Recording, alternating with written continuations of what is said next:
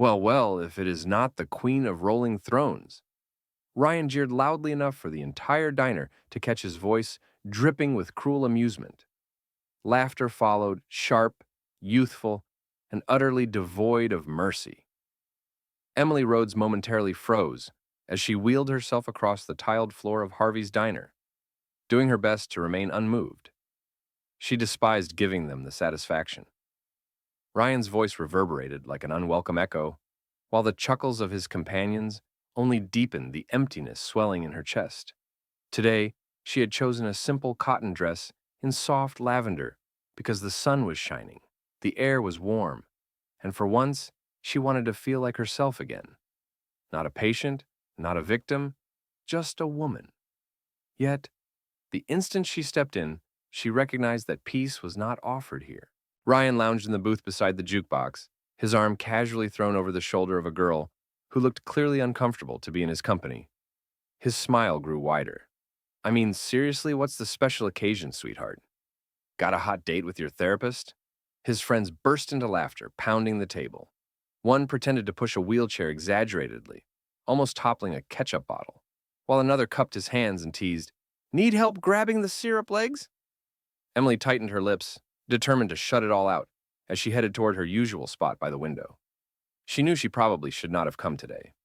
Something inside her warned otherwise. A feeling deep inside warned her that today would be worse than usual. Yet she had wished for just one quiet moment to enjoy her coffee in peace. She never noticed Ryan rise from his seat. Instead, she only felt Ethan's hand graze her shoulder from behind as he leaned dangerously close. His breath carried a subtle hint of mint mixed with malice. He whispered carefully, "Em wouldn't want you to get involved with someone important." But his hand did not move.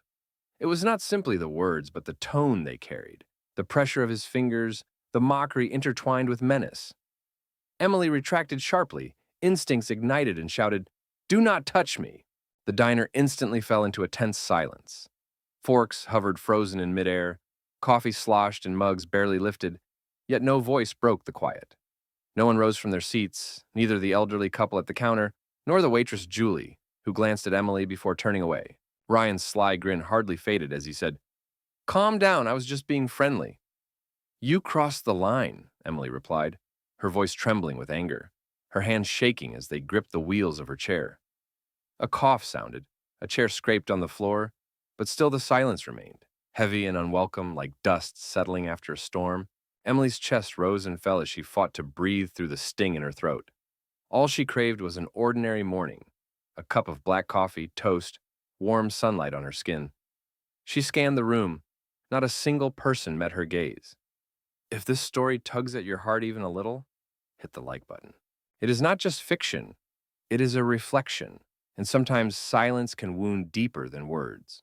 Have you ever witnessed something like this in reality? Drop a comment below because your opinion matters. Silence should never be the victor. Her phone buzzed gently in her lap. Daniel sent a message. "Hey Em, are you okay? You are usually brighter at this hour." Her fingers hesitated above the screen. She could lie once more and say she was fine, that it was just another regular day, that everything was under control as usual. But something inside her broke. Emily thought not today. This time it feels different. I believe I am finished pretending. She pressed send before second-guessing herself, then stared at the screen in quiet anticipation. Outside, the breeze moved slowly through the stars and stripes on the diner's flagpole. The laughter at Ryan's table had faded into soft whispers. Her heart hammered loudly against her ears. Several minutes later, her phone vibrated again, but this time, instead of words, there was just a single location pin. Emily blinked and glanced up. Across the street, a matte black military vehicle had parked at the curb, its engine emitting a steady, low hum. The rear door opened, and one by one, 6 soldiers stepped out. Their boots gleamed, uniforms were immaculate, and faces were guarded with unreadable expressions. Their movements were deliberate and measured, not rushed yet purposeful. Emily's breath caught sharply as she watched from behind the window.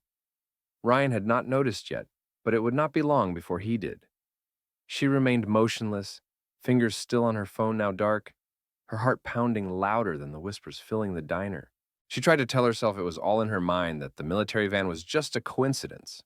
The people across the street were unrelated to her, yet her instincts, honed through months of quiet endurance, alerted her instantly. At that moment, Julie brought over her coffee. The cup made a soft noise as it landed on the saucer. She remained silent, her eyes darting first to the window and then back to Emily. For the first time in several weeks, doubt clouded her gaze. Outside, the soldiers remained stationed on the sidewalk, arranged casually with squared shoulders and boots perfectly in line. One wore a deep-colored beret, his posture rigid, his face shaded by the diner's awning, while another smoothed his sleeves with precise robotic motions. Emily recognized the calm readiness in their demeanor, a feeling she had witnessed in Daniel just prior to deployment. Not hostility, but readiness. Ryan was too wrapped up in his own thrill to notice. "Guess Wheels got herself tangled," he said, popping a grape into his mouth. "She needs to learn how to take a joke. Honestly, I'm doing her a favor. Nobody else is going to speak to her." His friends gave a weak chuckle.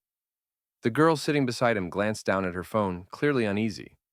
Emily avoided looking at him, instead focusing on her reflection in the diner window. The glass captured her shadow against the early morning light. Slender arms, a pale dress, Wheels had become part of her very identity. She appeared like a specter, a spirit trapped within a body, someone people either pitied, ignored, or ridiculed. But in that same glass, behind her own image, stood 6 uniforms like quiet protectors. Slowly she reached toward them.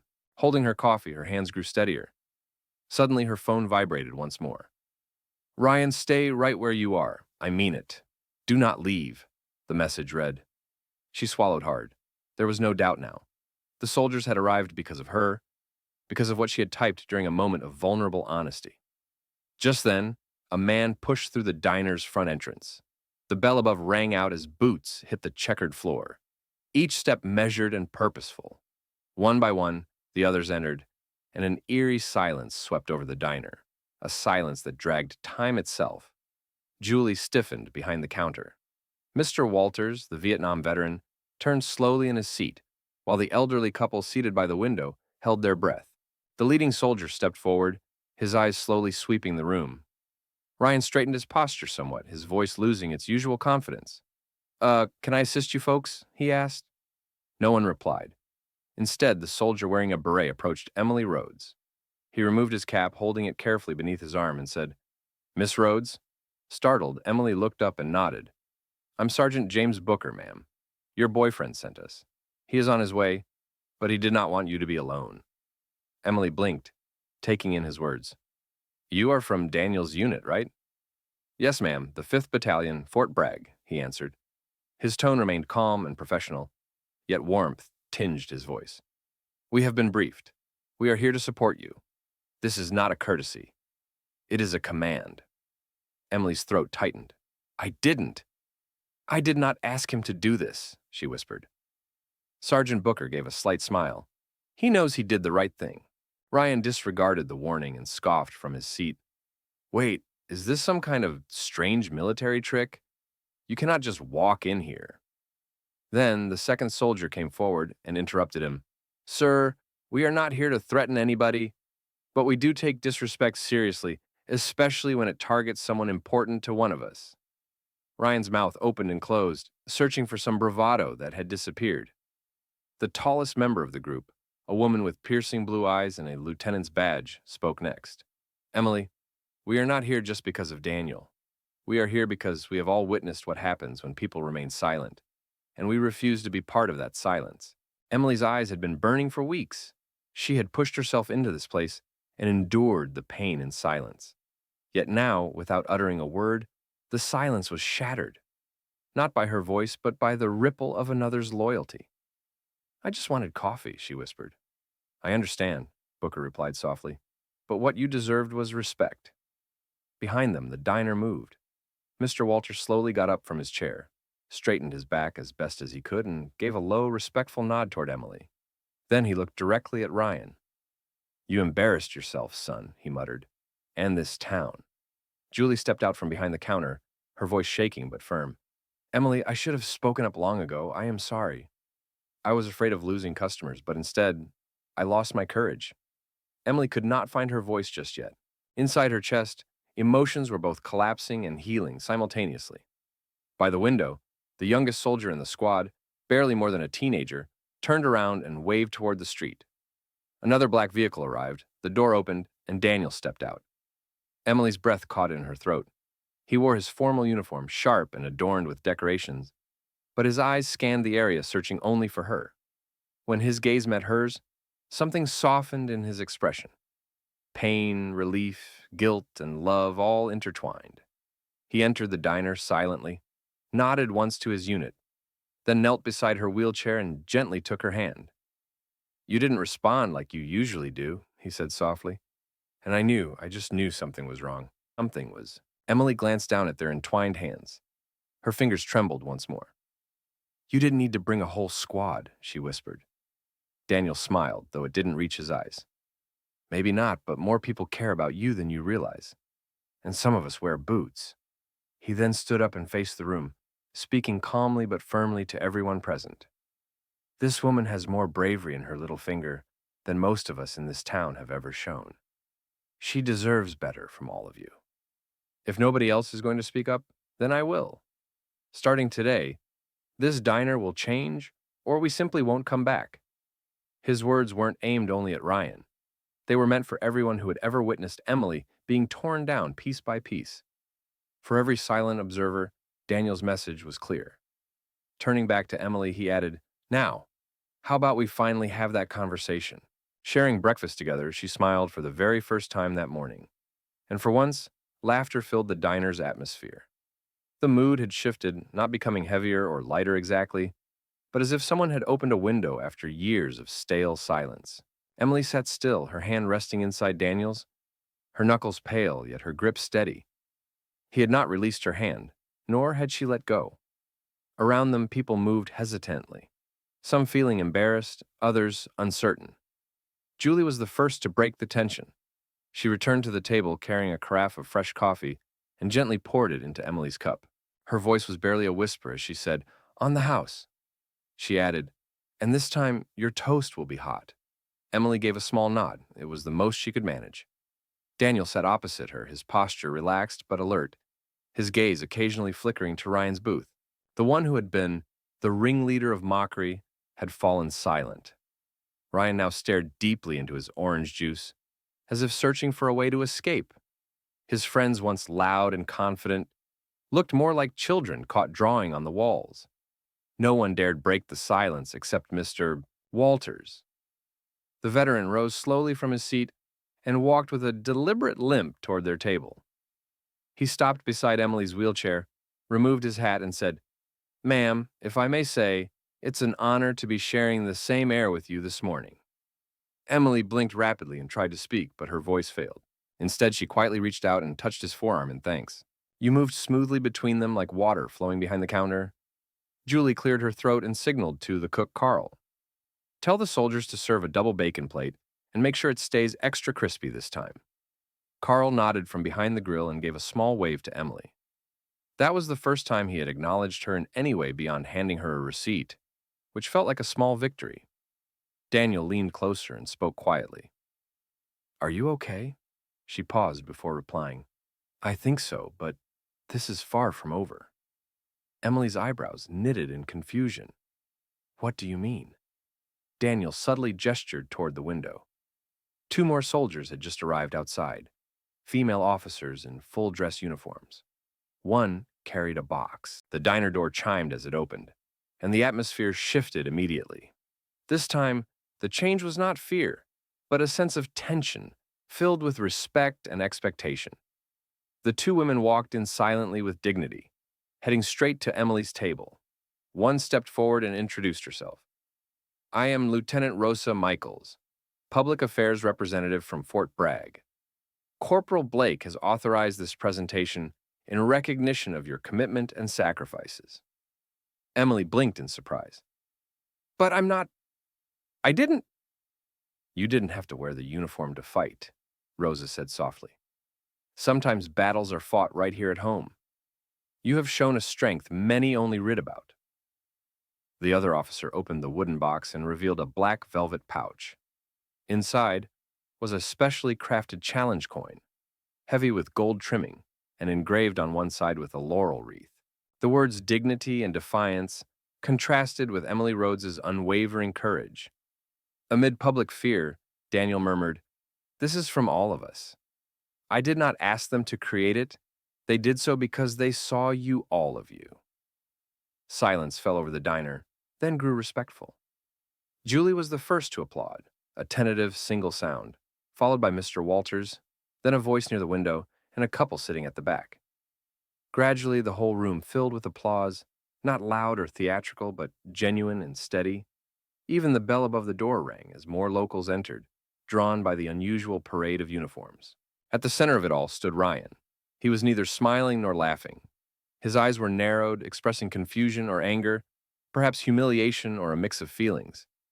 "I mean, seriously," he said loudly enough to pierce the applause. "What now are we handing out medals for being victims?" The room went silent swiftly, a sharp intake of breath spreading like a wave across every table. Daniel remained still, but Sergeant Booker approached Ryan calmly and said without raising his voice, "Son, you might want to sit back down." "No," Ryan snapped, reddening at the neck. "This is absurd. My uncle lost a leg in Iraq, but you don't see him breaking down in diners or causing a scene. What happened to her was a traffic accident, not war." Emily drew a slow breath, feeling heat rise to her cheeks. The familiar sharp fury surged inside, but she stayed silent. "Not yet." Daniel stood there saying, "Don't do this." "No, Ryan," his voice breaking, eyes flickering nervously. "This is all false. One moment, she is weeping into her coffee. The next, she becomes some national icon. Why? Because she did not walk away when I provoked her." Emily gripped the sides of her wheelchair slowly with intention. She turned to look at him. "My name is Emily Rhodes," she declared, her tone clear, steady, and loud enough for everyone in the diner to hear. "No, I did not serve in the military, but I did spend 12 months learning to sit up by myself after a drunk driver shattered my spine. I spent weeks being told I would never live on my own again. I have been stared at, mocked, pushed aside, and through it all, I kept showing up." She paused to let the silence linger. "I did not ask for your applause. I did not want your pity. All I wanted was to sit in a booth, drink coffee, and feel like a human being. Feel. You decided that was too much." Her gaze locked with Ryan's. "You think this coin makes me a hero? It does not. But it sure reminds people like you that strength is not always found in a uniform or a gun. Sometimes it comes from refusing to give up, even when every table here pretended not to notice me." Ryan opened his mouth, but no words escaped. Then a boy, maybe 7 or 8 years old, walked forward from the back, holding a napkin in his hands. He came slowly, cheeks rosy. "I drew this," he whispered, "for you."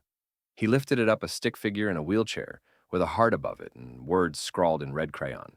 "You are the bravest woman I've ever seen," Ryan said softly. Emily grasped the napkin firmly with both hands, her eyesight growing hazy. Somewhere nearby, Julie May started to cry. Ryan did not speak again, and this time nobody applauded.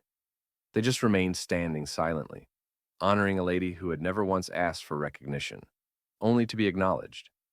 Emily remained still, the crayon picture resting gently on her lap, its red heart faintly smudged by the side of her palm. The young boy who gave it to her had already gone back to his mother, peeking cautiously from behind her coat. Yet the significance of that simple present lasted far longer than any cheers. It was a tribute that required no medals or grand military honors. It softly conveyed, "You matter." Daniel stayed standing next to her, his hand still softly touching her shoulder, but he did not speak. He understood it was better to let the moment settle around them. The diner had quieted, conversations restarting, but with subdued voices. Plates clinked, coffee was poured, but an unspoken feeling had spread through the room, an awareness, a new form of silence. It was not the harsh silence that allowed ridicule to grow for months. This one was pensive and respectful. Ryan leaned by his booth, arms folded, jaw clenched. His friends had slipped away to the other side of the counter, pretending to be interested in muffins. They were not going to buy anything. The girl who had been sitting beside him was gone, and for the first time since entering Harvey's diner, Ryan looked utterly, heartbreakingly alone. Emily. She noticed it. She did not feel sorry for him, but understood that hollow sound deep inside when the world stops paying attention to you and you realize maybe you were never truly at its center from the start. Julie broke the silence as she came over to Emily and Daniel holding a small plate. "Your toast," she said quietly, placing it down. "The butter's fresh. I made sure this time." Emily smiled faintly. "Thank you." Julie hesitated, then leaned closer. "I saw him throw that sugar packet last week," she whispered. "And the coffee incident. I saw that too. I just did not want to get involved." "I know," Emily answered softly. "You were not the only one." Julie's eyes flickered with regret. "I am sorry." Emily paused before replying. "Do not be sorry, just do not stay silent next time." The waitress nodded once and walked away, her back a little straighter. Daniel finally sat down, his voice low and meant only for her. "They did not know what they were doing." Emily stirred her coffee slowly. "Some of them did." He exhaled quietly. "Do you want to leave?" She shook her head. "No, I am not done sitting here." Across the room, Mr. Walters lifted his cup slightly in her direction. She returned the gesture. It was a small sign, but in that moment, it felt like a bond between those who had endured. The two officers from earlier returned to the counter, but kept a watchful eye on her, standing silently in support. Their very presence seemed to shift the atmosphere of the room. Daniel leaned in once again. "When I got your message, I knew something was wrong. You always told me you were fine, but this time, you weren't putting on an act, Emily." She gazed down at her cup. "I was exhausted, Dan. Exhausted from letting them treat me like I was nothing more than furniture. Tired of brushing it off so they wouldn't feel awkward. You shouldn't have had to face that by yourself. Yet I did. Until now." She finally lifted her head, meeting his eyes. "Why did you come? Why this way?" He hesitated before giving a small smile because you weren't going to reach out for help and because sometimes people need to see who supports you to truly understand who you are. I, Emily, felt the tightness in my chest again, not from pain but from relief. It was an unusual feeling to be noticed after so long of being invisible. Just then, the diner door chimed and a tall man in a weathered sheriff's outfit entered. Sheriff M. Jennings, in his late 50s, with a silver mustache and deep crow's feet that spoke of countless sleepless nights and missed celebrations. He scanned the room, his gaze settling on Ryan. "Morning," he muttered without addressing anyone specifically, then headed straight to the booth. Ryan sat up straighter. Yeah, I need to talk with you outside." "About what?" The sheriff's tone was courteous but resolute. "Regarding your behavior here in public and the harassment allegations that have come in, some of which are now backed by witnesses." Ryan looked around as if seeking someone to defend him, but no one stepped forward. Even the air appeared to withdraw. "I was just jokingly," he said weakly. The sheriff tilted his head. Then, "You will not mind saying those jokes again to my recorder." Outside, Ryan's face turned pale as they left. Emily watched through the window while the young man who had mocked her for many months was now merely a figure complying with the law into responsibility. She did not smile. There was no joy in it, only closure. Daniel observed her closely. "How do you feel?" Emily considered it like holding her breath for a year, and finally beginning to breathe out. The door chimed again this time. It was not a soldier or sheriff or customer, but an older woman in her late 60s, with her hair pinned neatly, a large purse swinging by her side. She entered with purposeful steps and approached Emily. "You don't know me," she said. "My name is Margaret Holloway. My granddaughter is 10 and uses a wheelchair. She asked me why people always whisper when she passes. I had no answer, but now I do. You gave me the words, thank you." Emily's throat tightened. "I didn't mean to, but you did," Margaret said, with a gentle smile. "Even if it was unintentional, you did." She reached into her purse, pulled out a small envelope, and placed it on Emily's table. "A little gift from our local Veterans Fund for anything you might need or want, or simply to remind you are not alone." Emily opened her mouth to refuse, but Margaret raised a hand. "Don't say no, just say thank you." Emily nodded and for once did not argue. As the woman walked away, Daniel picked up the envelope. He carefully placed the envelope inside his jacket pocket. That would probably become a frequent habit now. People were truly starting to notice you, really notice you. Emily looked down at the drawing resting on her lap. The simple stick figure, the heart colored in crayon, the words written in a child's handwriting. You are the bravest woman I have ever seen. She lifted her gaze to Daniel, and for the first time in what felt like ages, she allowed herself to believe it could be real. Emily remained silent in the calm that followed, not just feeling the truth within herself, but sensing it in the entire town around her. The quiet inside Harvey's diner had shifted once again, becoming something meaningful and reflective, much like the calm that settles after a long, heavy rain. It no longer felt uneasy, it was something she deserved. Her fingers lightly traced the edges of the crayon picture, now resting against her handbag. The little boy, whose name she still didn't know, had expressed what no grown-up had dared to say for months. Not with words, but through colors, brave strokes, and a heart drawn larger than the stick figure's head. Daniel stood up from the booth and stretched, easing the tension in his shoulders for the first time that morning. His uniform was a bit creased from sitting, but the commanding presence he maintained remained strong. He scanned the diner with the watchful care of a soldier, combined with the eyes of a man determined to protect the woman he loved, ensuring she was no longer shadowed by hushed gossip. Do you want to leave now? He asked softly. Emily shook her head. Not yet. I have spent so much time hiding away. Today, I want to stay, Daniel acknowledged with a nod and returned to sitting by the counter. Julie called out, Sweetheart, do you want a refill on that coffee? Emily glanced down at her cup and noticed it was empty. She had not even realized. Yes, please, she answered. Julie walked over without hesitation this time and said softly while pouring, We are going to improve this place, beginning today. I do not need it to be flawless, Emily said, just genuine. Julie gave a small smile and replied, Genuine, I can handle that. A handful of regulars passed their table on their way out. Two older gentlemen and a woman holding a folded crossword puzzle. Each paused briefly to nod at Emily, and one murmured, Thank you, as if speaking to someone who had rescued a drowning person without entering the water herself. After they left, the bell above the door rang once more, this time announcing a different kind of visitor. A young girl, hesitant and nervous, entered. It was the same girl who had been sitting near Ryan earlier. She lingered close to the entrance, clutching her phone and casting uncertain glances around, as if unsure she belonged there. Emily caught her eye. The girl immediately looked down, and then exhaled, slowly crossing the room. Her voice was soft. I just wanted to say, I'm sorry for sitting there laughing even when I did not find it funny. Emily looked her over. She appeared to be about 19 or younger, with blonde hair pulled back tightly and chipped nail polish. She seemed like someone unused to being in the spotlight until now. I don't know why I didn't leave earlier, she said with a sigh.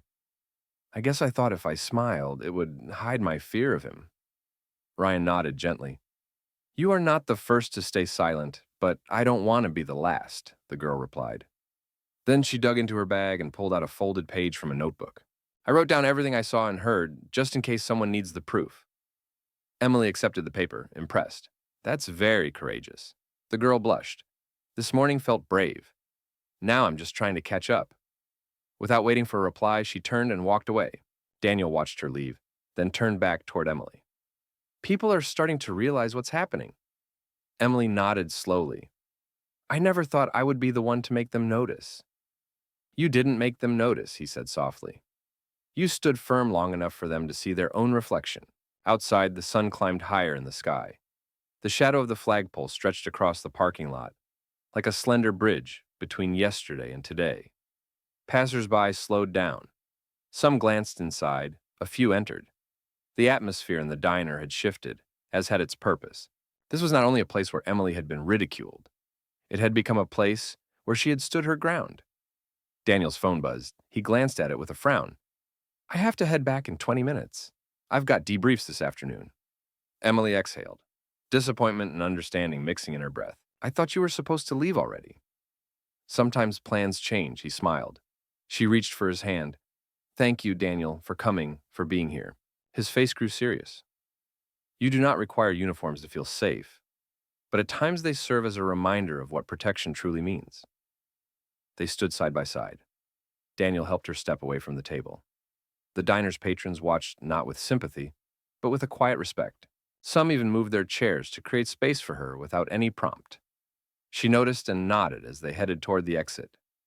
The diner's owner, who had remained mostly unseen throughout the morning, finally appeared from the back. He was a stout man in his 60s, wearing a stained apron, and his eyes held a weight beyond his years.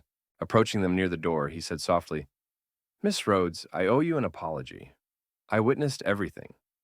For weeks, I told myself it was none of my concern and not worth stepping in." Emily looked at him, waiting. "But this place, it is meant to be safe for everyone." His voice wavered a little. "If I failed to protect you, then this is not the place I intended it to be. So from now on, this diner looks after its own, starting with you." He reached into his apron pocket and pulled out a small brass key. "We are putting up a reserved table sign this afternoon. It is yours whenever you want it." Emily gave a faint smile. "I do not need a reserved table, Mr. Benny." "Maybe you do not," he replied, "but we all need a reminder." She took the key, and outside, the wind had begun to stir. The soldiers who had arrived earlier now stood at attention near the van, waiting for Daniel. He turned to Emily and said, "I'll be back in 2 weeks, you better be."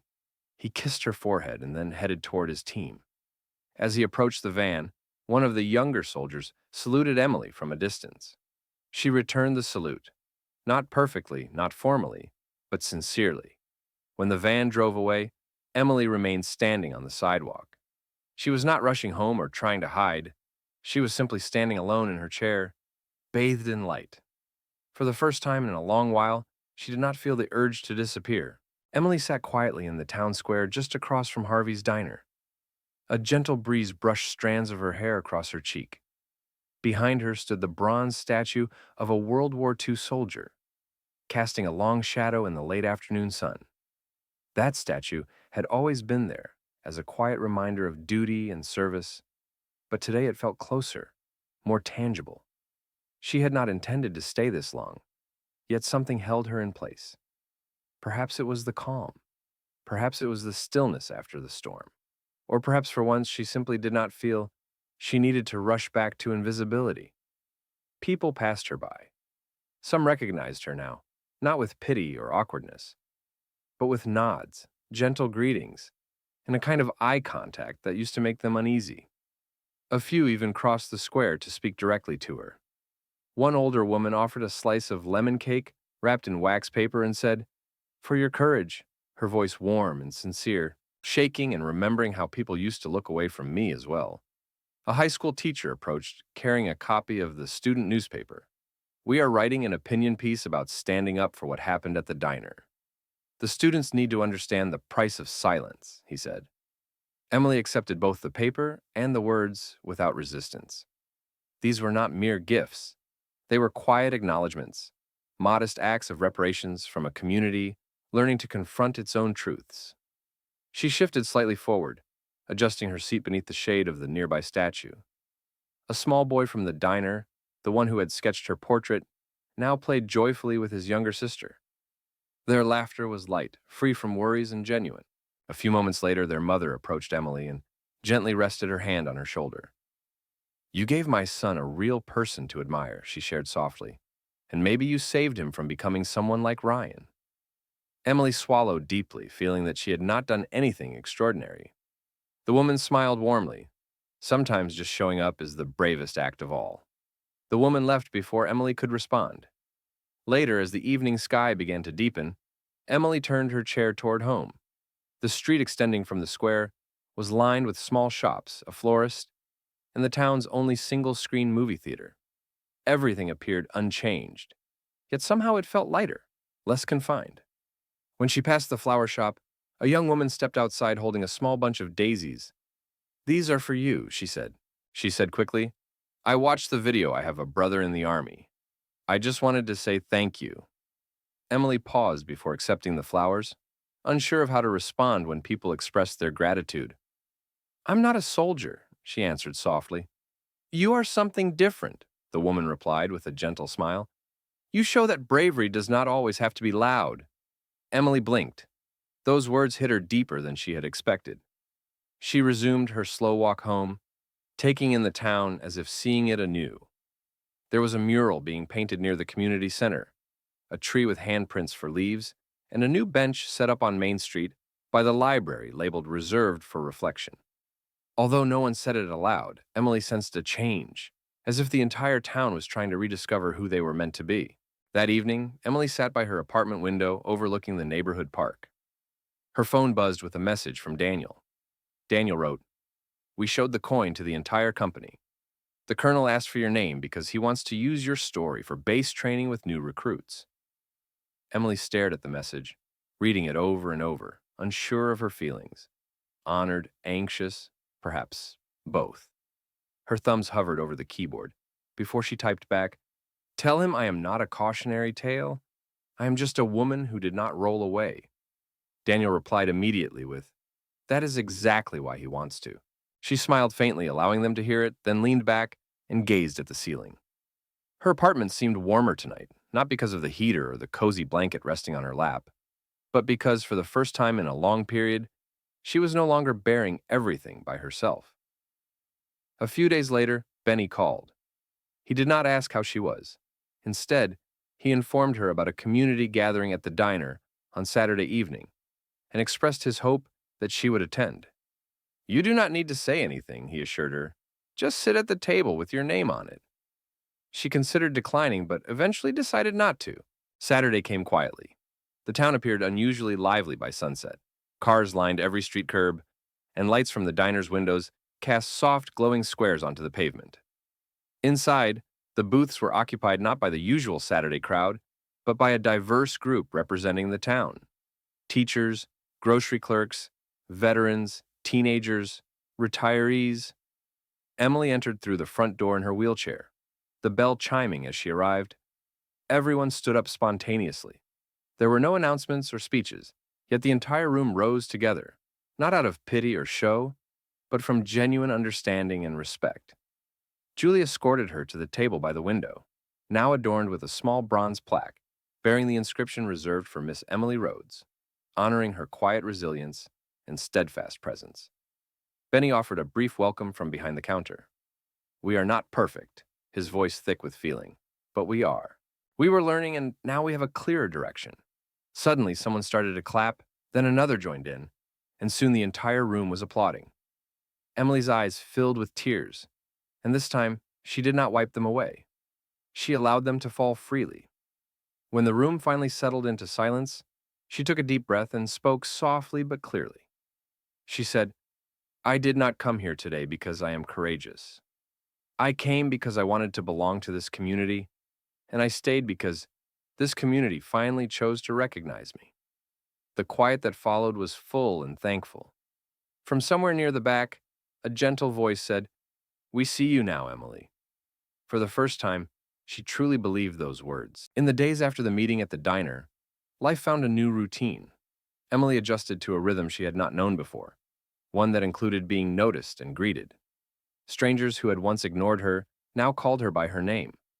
Parents encouraged their children to wave at her. Teenagers who previously mocked her behind her back started holding doors open. This transformation was not sudden or dramatic, but slow and steady.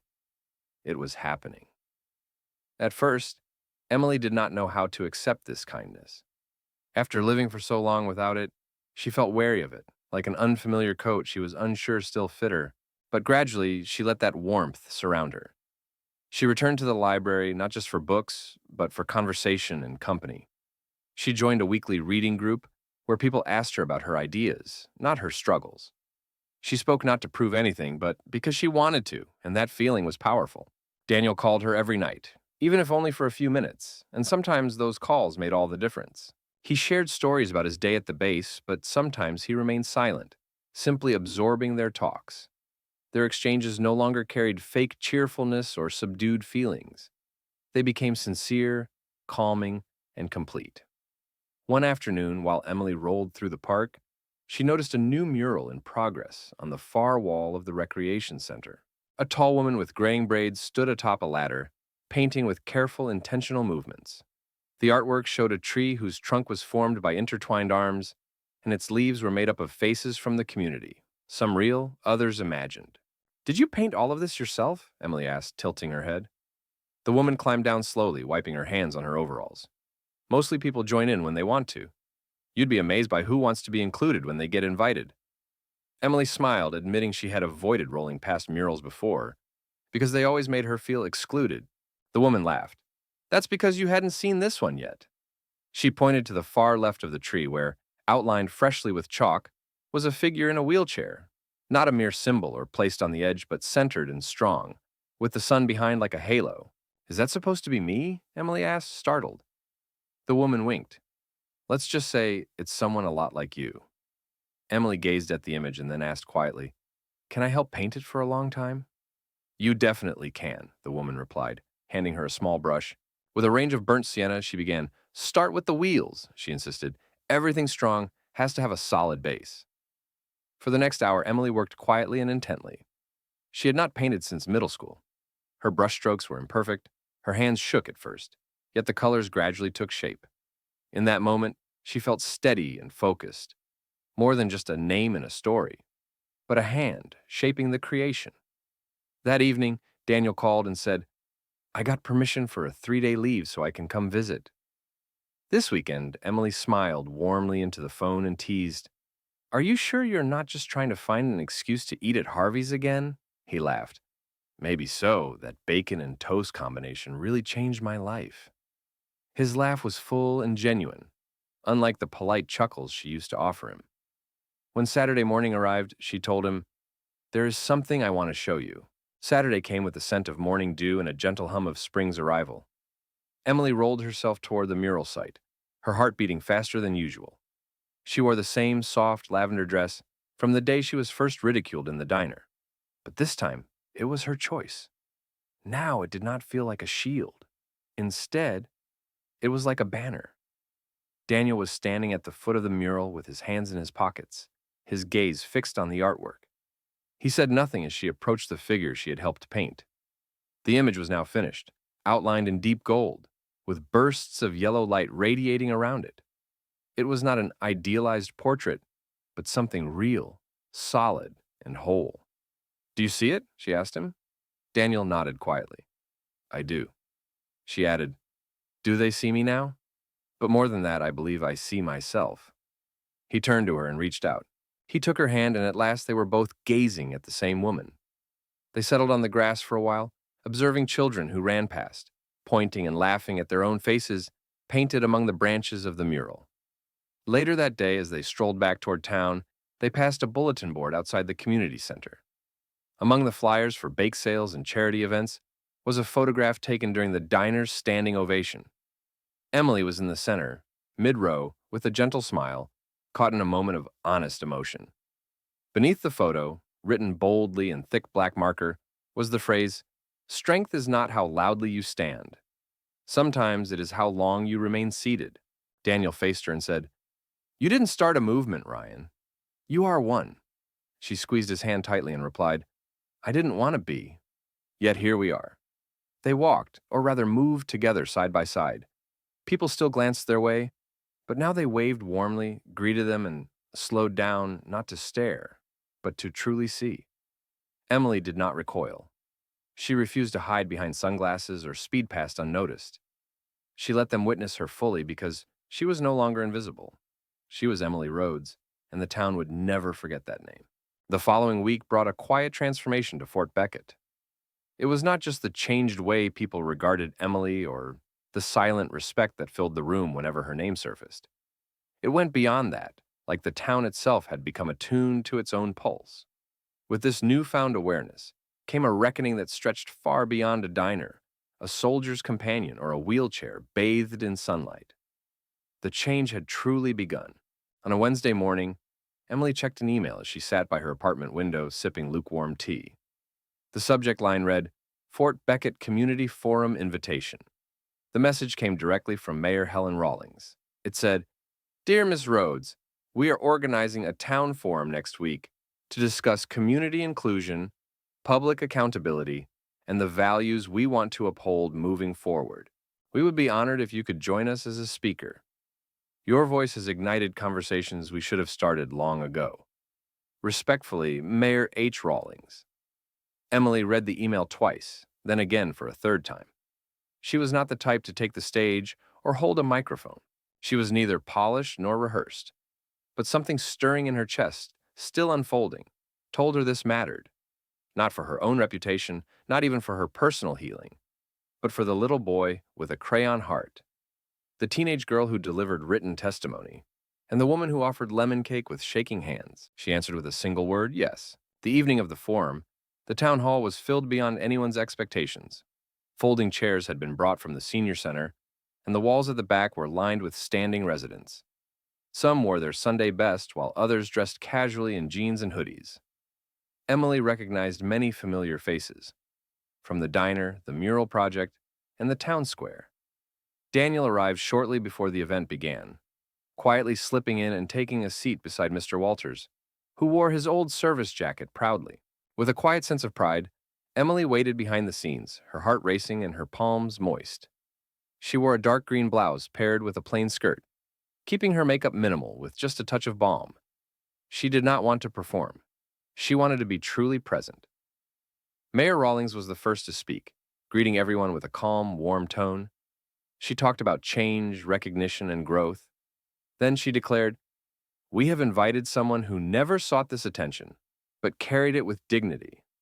Someone whose presence pushed us to improve. Miss Emily Rhodes." Applause erupted even before Emily reached the center of the stage. She moved slowly, her hands firmly on the wheels, eyes fixed ahead. The microphone was already adjusted, and she noticed the recently added ramp with a small, quiet smile. She inhaled deeply and allowed the silence to linger. "I was never meant to be here," she started. "Not just here on this stage, but to be seen and heard at all." She glanced up, her voice steady but soft. "For most of the last year, I moved through this town like a ghost. I smiled to keep people comfortable, laughed off remarks because standing up for myself is harder when you cannot stand. There were no pitying or understanding looks, only small, quiet chuckles." She went on. "There was a moment when I thought I might stop going out, stop visiting the diner, stop trying to be part of a community that seemed unsure how to accept me. But I kept going, not out of courage, but because routine was all I had." She paused, and then one day, Ryan crossed a boundary not with words, but with actions, and I shouted. A hush spread through the crowd, not because I was scared, but because I had reached my limit. She lifted her gaze once more, and that shout did not fade into nothingness. It found its mark in a diner filled with people who had remained silent for far too long. And from that moment, something shifted. Emily drew a deep breath, now slower, her fingers lightly tapping the arms of her chair, grounding her firmly. You know, the hardest part about feeling invisible is not the solitude, but the sensation that if you vanished, no one would notice the void you left behind. Several eyes dropped to laps, but something stirred in the room, something unexpected. People rose up, not only in body, but in spirit. And now I believe this town not only sees me. She scanned the crowd and said, "I believe it remembers me." A pause, and I think that is what we all crave. Not fame, not to stand out, but to be remembered as a piece of something greater than ourselves. Silence returned, thick and comforting. Emily smiled gently. "You do not need a microphone to create impact. Sometimes all it takes is staying present long enough." With that, she turned and rolled away as the crowd gradually stood. No cheers, no applause at first. Just quiet acknowledgement until a child at the front tentatively began clapping. Then another joined in.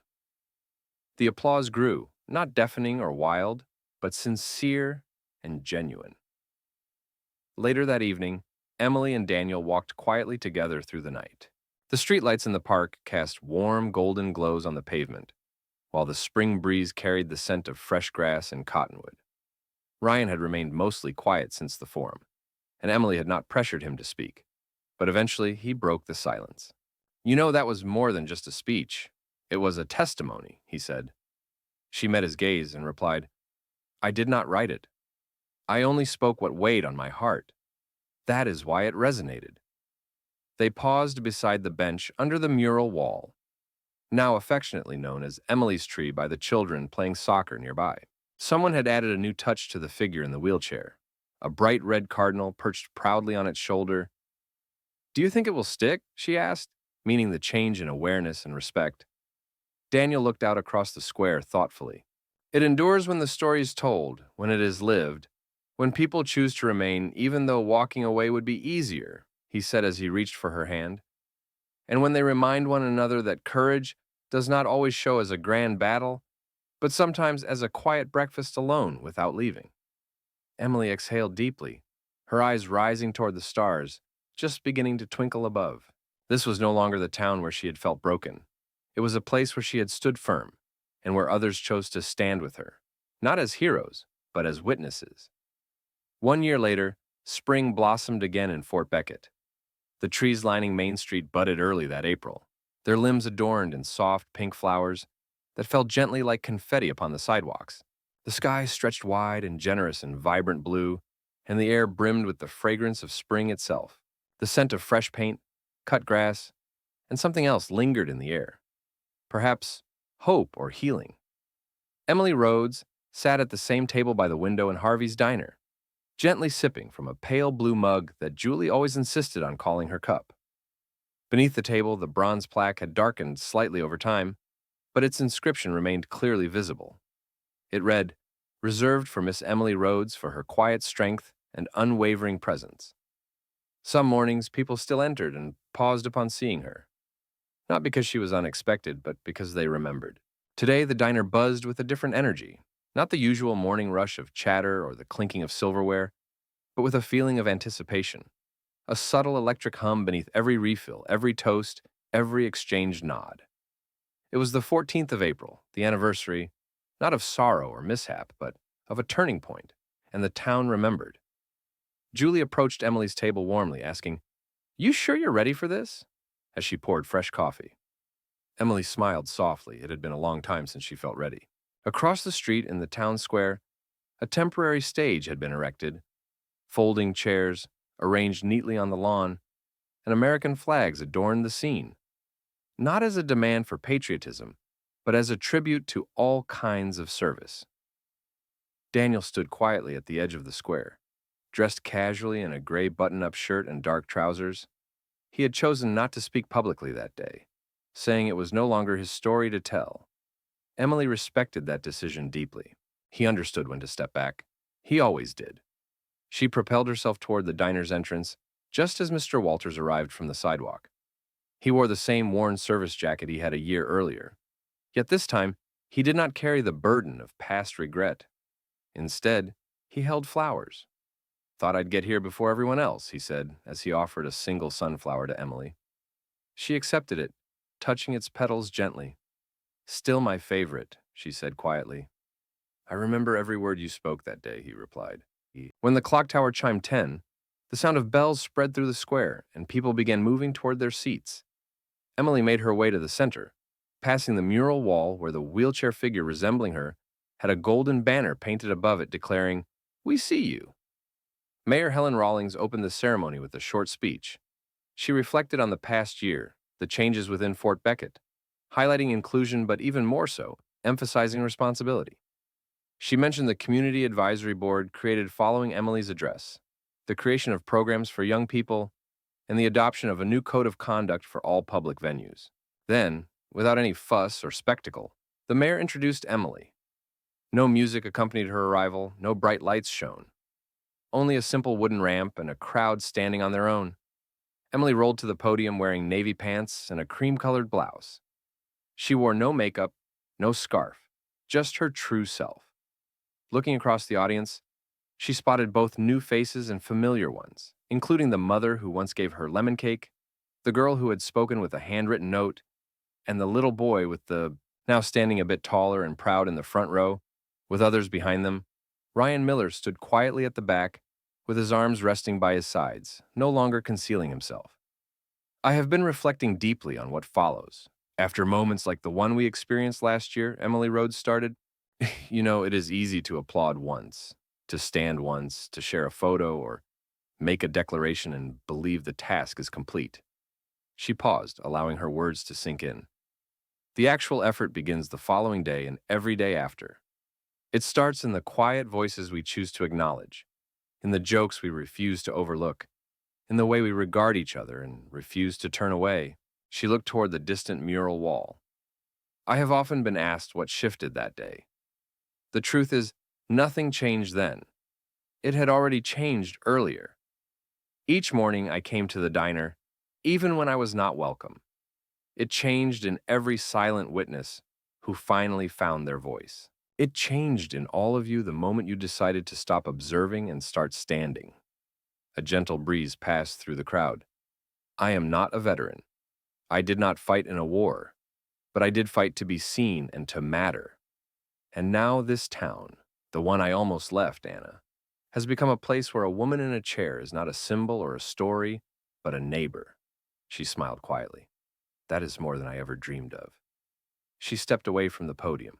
No applause came immediately, but instead, one by one, people stood, every chair, every row, rising slowly. Hands came together in a quiet clap, not loud or dramatic, but complete. The moment held a soft, yet powerful feeling as Ryan stepped beside her when she stepped away from the stage, bending down to whisper, "You have changed more than just a town, Emily. I was not the only one who made it happen." Later on that day, the community revealed a bench in the square beneath the statue. It featured a brass plaque dedicated to those who remain firm with courage and to those who inspire us to rise stronger. Emily sat on that bench that evening, watching children run across the grass, teenagers take selfies with the mural, and older couples lingering near the flower beds. She no longer felt like an outsider in her own story, but like a chapter the town chose to reread carefully, this time making it right. In the soft glow of that anniversary, Fort Beckett did not seem flawless, but it appeared sincere, and that honesty was enough.